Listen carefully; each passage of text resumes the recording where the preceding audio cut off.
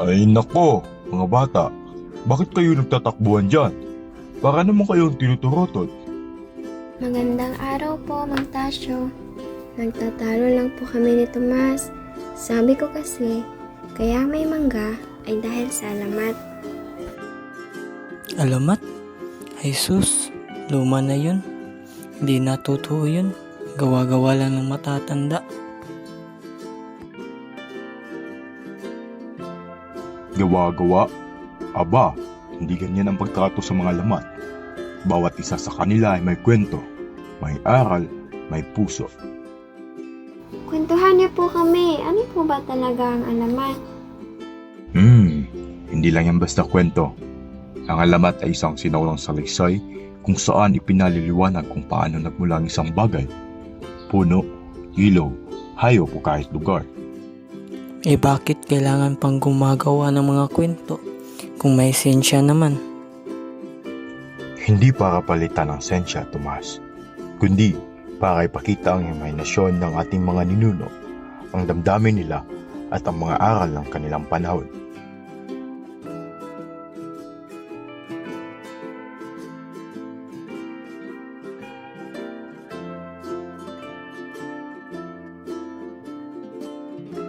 Ako ang diwata ng mga alamat. Ako'y bumabangon tuwing may batang nagtatanong at nais matuto. Ang alamat ay salamin ng kulturang Pilipino. Ito'y may halong lungkot at tuwa, may kababalaghan at aral na dala. Wow! Totoo palang may diwata ng alamat. Kung nais ninyong lubos na maunawaan, halina't pakinggan. Isang alamat ay ating pagdaanan.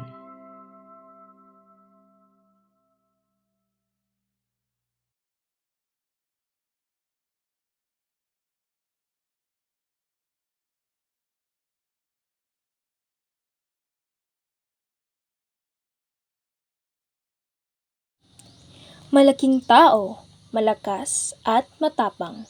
Isang taong matulungin sa kapwa. Siya si Tudong.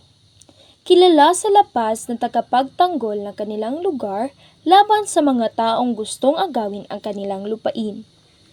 Isang araw, may mga tao na mula Davao na nagyayang makipagtunggali kay Tudong para kapag siya ay natalo nila ay makukuha na nila ang lapas.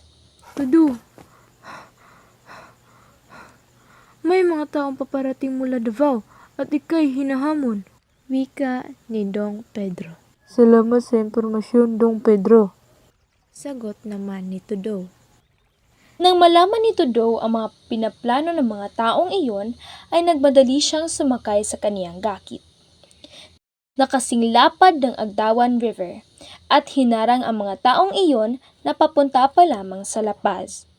Pinaghahampas niya ang mga taong iyon gamit ang kanyang tungkod na kasing taas ng puno ng niyog at natalo niya ang mga ito.